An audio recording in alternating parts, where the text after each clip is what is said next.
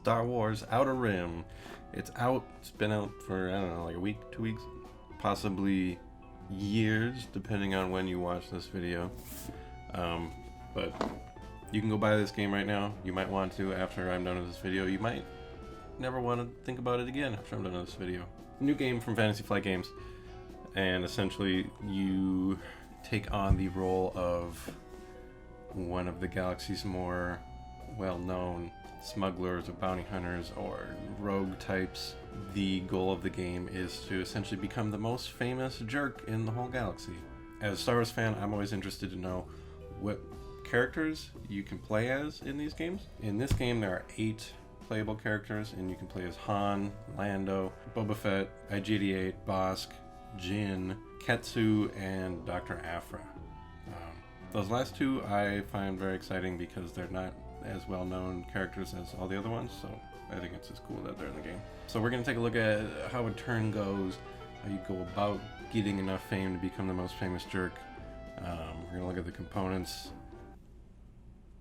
and then we'll just see what I really like about this game, what I don't really like about this game, and if I think it's a good game, and if it is a good game, is it a good game only for Star Wars fans or for any tabletop fan? Let's start with the components. When I first open the box, first thing you see is it's just another Fantasy Flight cardboard trough. There's no insert for the game.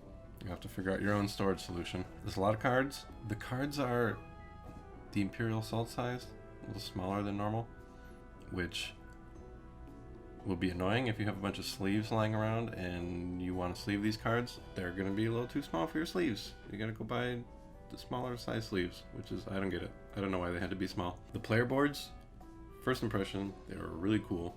You put the little reputation sliders in and they're inset. Reputation sliders are just a really fun piece, and you put the peg in the fame slot. And then I noticed mine were kind of warped. My player boards had a bit of a bend to them. They don't sit flat on the table, which is really annoying. I've played with other people's copy of the game. Theirs were fine, so I guess it's kind of a crapshoot if you're going to get warped player boards or nice flat ones, so I'm going to have to see if I can flatten them out somehow. My cards seem a little bowed too. The ones that sit on top of each deck, they kind of, you can spin them. I'm going to see if sleeves can sort that issue, but like I said, the cards are going to be smaller for standard size sleeves. The board, big curvy board, an outer rim if you will. It's kind of cool. It's neat. You can mix and match the pieces. It does have a default layout. It's balanced for this default layout, so you can mix it up if you want, but that's gonna maybe make the game less balanced. I think it looks neat. It's not super necessary. It does make it hard sometimes for a player on one side of the table to reach the other side, but I don't know. For the most part, it's cool. It's unique. A bunch of other tokens, just standard tokens. These components are fine. The credit tokens are really cool because they look like Imperial credit chits. And then the dice.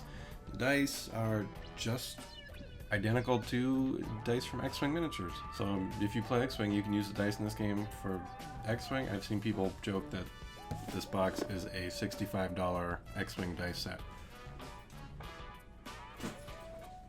We're gonna try and go real fast through what you do on a turn. I'm not gonna break down everything. I just want you to have a basic gist of how the game flows. Everybody picks a character. Their characters have special abilities. They have unique stats for how much combat damage or dice they roll in combat, how much health they have, and then you look at the bottom of their card. It'll tell you whether you have any reputation changes.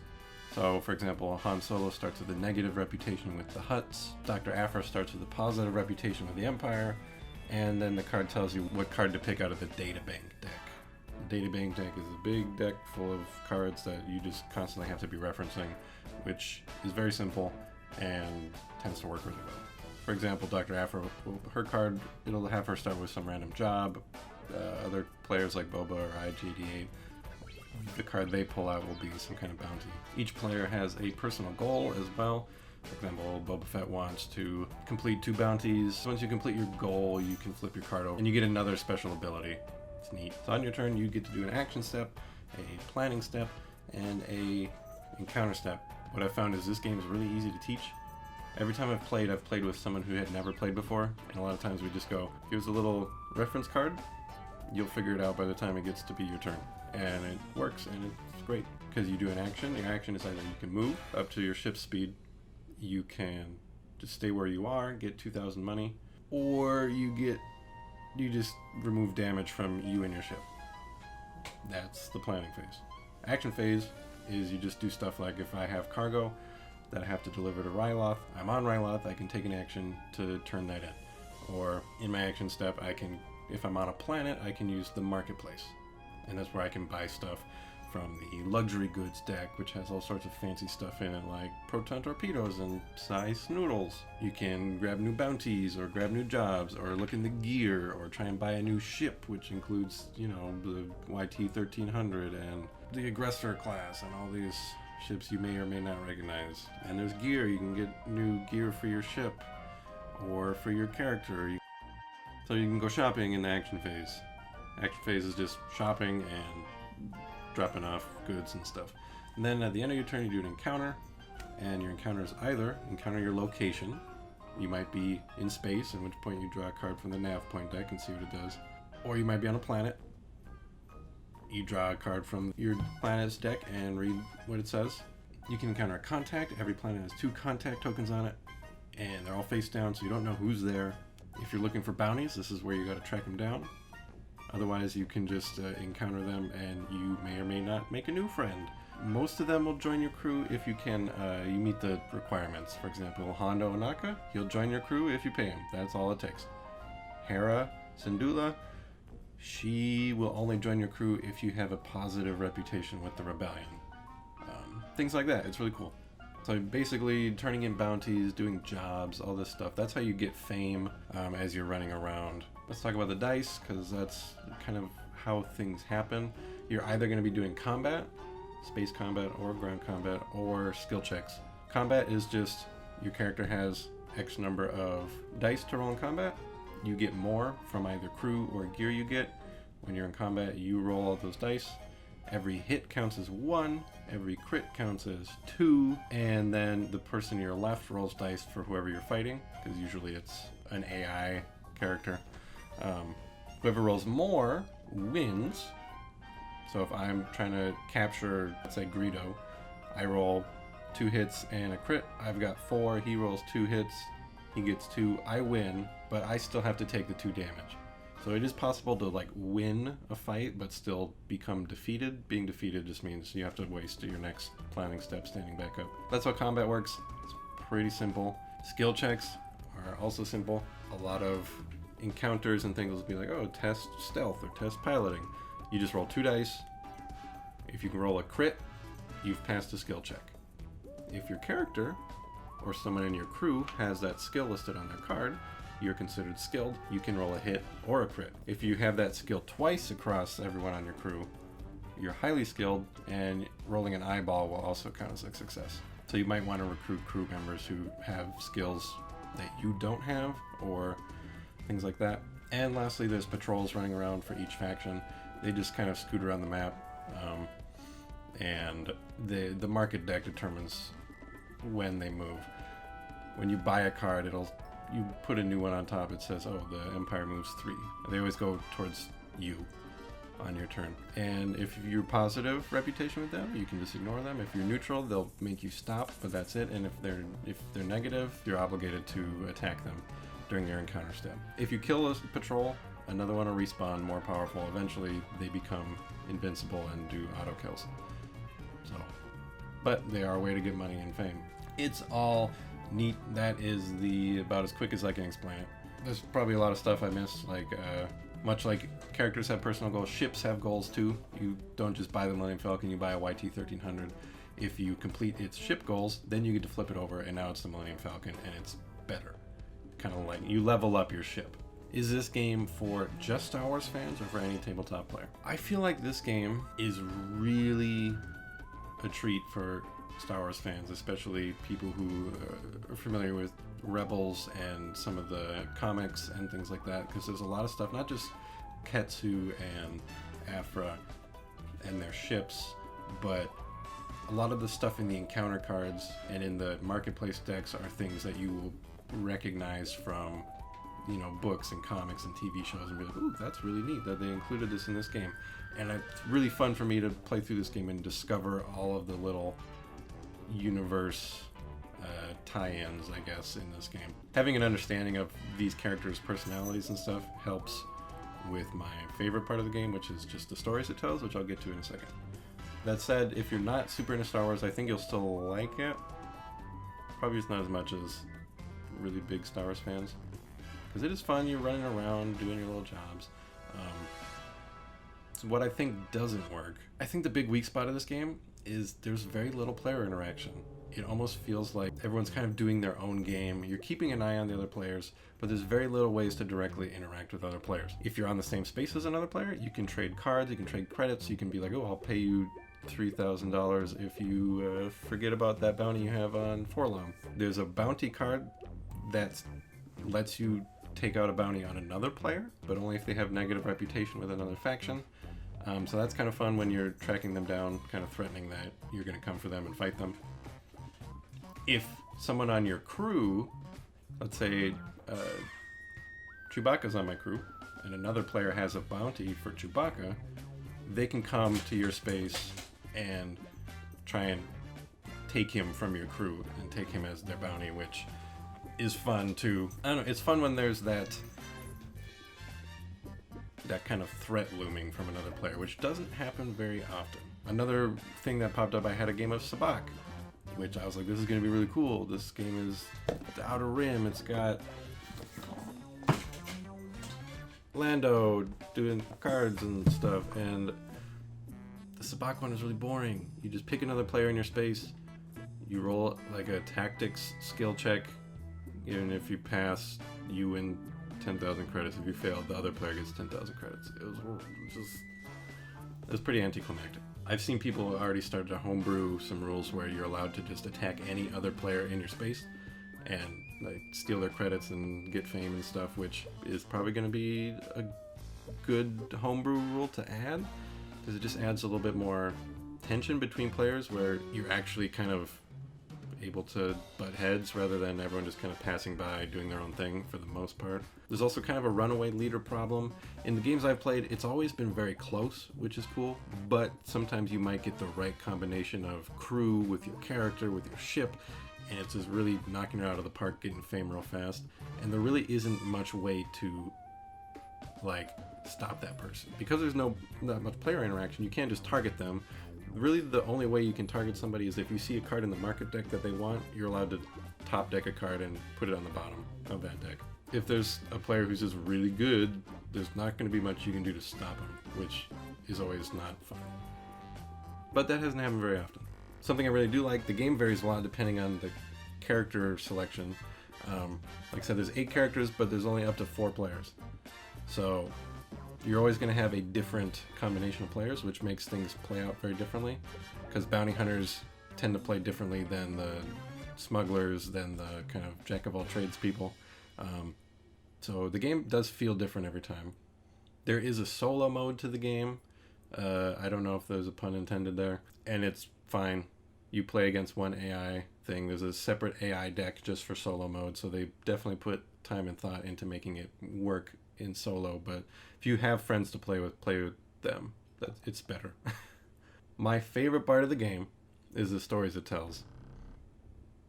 Especially being a Star Wars fan, it's really wacky when you're trying to narrate what's happening. One of my favorite things that happened was player playing as Bosk.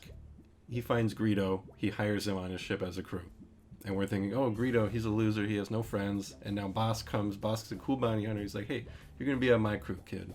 And so Greedo's having a great time hanging out with Bosk on a ship, and then that player pulls a bounty for Greedo and tries to execute on it. So now Bosk comes into Greedo's room, and Greedo's like, hey buddy, what are we doing today? And he just tries to kill him, but he failed his dice against that.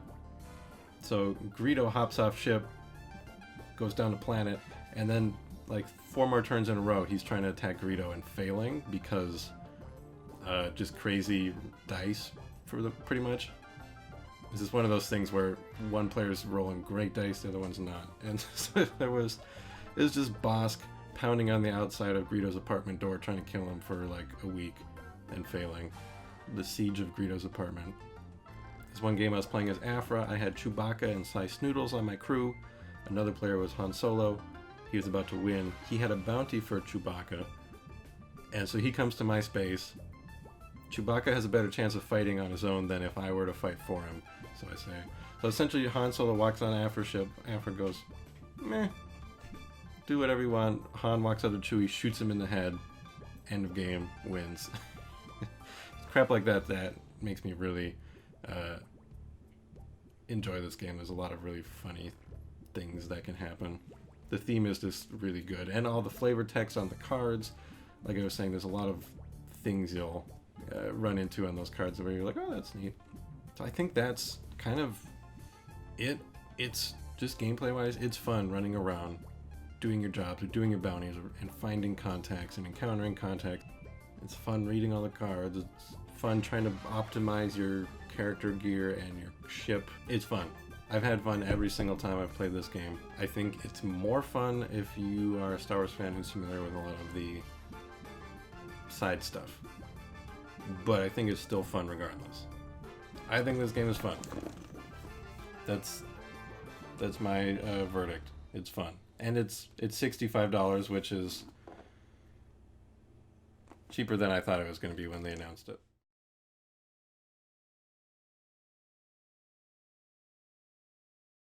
For my encounter, I'm going to encounter Greedo.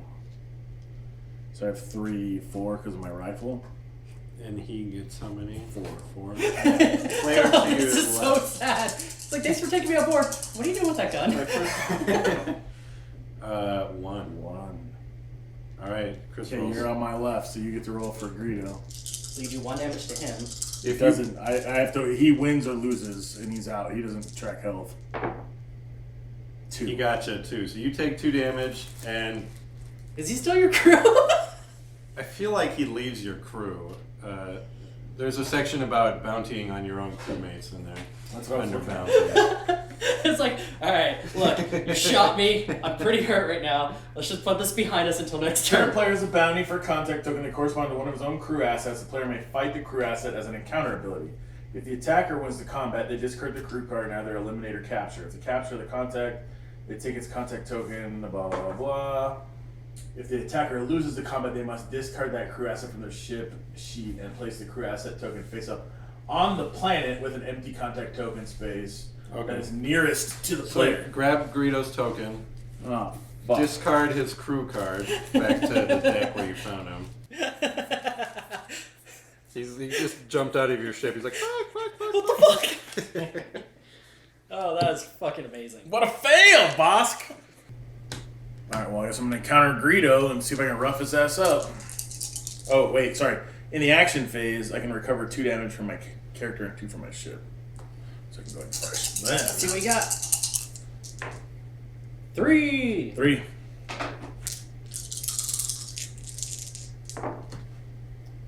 Uh, 5. Did that just kill you? Yeah, let me over. Greedo's really pissed. Greedo, he's like, no, fuck you. Boss, I just want to talk. No, he just shoots through the door. Is it worth it? Think you're going to let him go? No.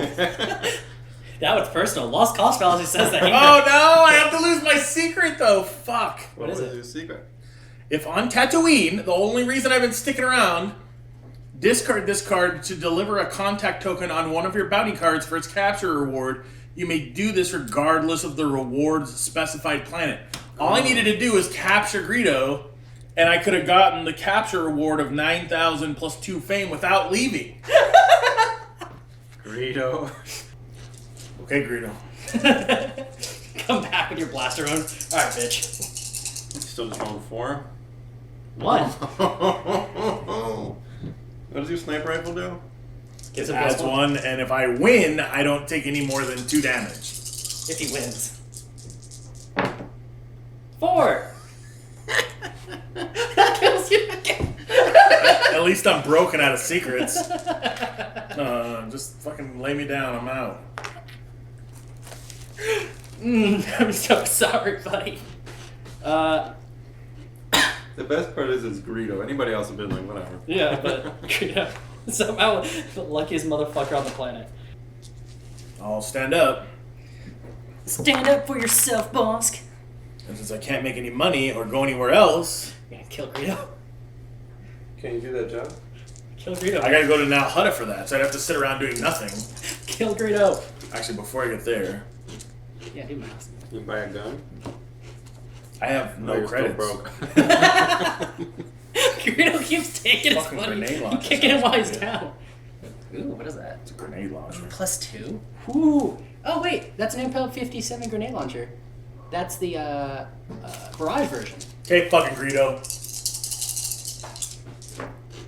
Oh, shit. What happens if you tie? Just don't roll more than fucking 4. Don't kill me in one shot. I'm trying not to. Because I regenerate health for free, but you're like nuking me in one attack. Oh, yeah, I forgot about that too. That makes this even worse. I'm trying not to. Oh my fucking god! That's what I rolled last time! Just tip him over. Just take a nap, bro. You're up. I'm so I'm sorry. not even like playing this game right now. The siege of Greedo's apartment is. Bosca's just like he gets up and he's like bleeding and he's just like and Greedo's just like just stay down, dude. Just stay down, bro. And Greedo's just like or Bosca's like I don't fucking do this. I could do He's this checking all day. Amazon for some guns, but he keeps realizing he has no money. I hire Greedo. I go, oh hey, these guys want to pay me money for him. I try and get it. I fuck it up. And then he proceeds to kick my ass for 4 turns now? Yep. The first turn of which when you like come to see him in his crew quarters on your ship, and he's like, "So what do we do today, boss?" And then you just try and shoot him and And I miss. still miss. He does the whole like the special edition like head turn that Han does. Whose turn? It's yours. Your turn. I just imagine like he comes in, starts shooting, and Alright, well I gotta stand up. Greedo is like moving around trying to grab his gun and stuff, and just like, ah. Why do we fall, Master Bosk? So we can learn to pick ourselves back up. Very true.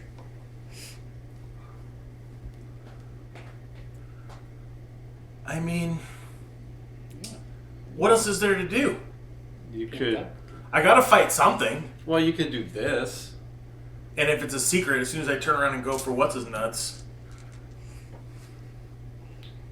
Just kill Greedo. Yeah, Chris can't nuke 4 damage Okay, never mind. You don't kill Greedo. 5 times in a row. Let's go for it. 3! Oh. Now just don't roll fucking 4. Dun, dun, dun, dun, dun, dun. Yay! You did it, buddy. I'm so. So you do 1 damage to me. So you gonna capture him or kill him? This motherfucker's dead. I'll take 8,000 and 1 fame.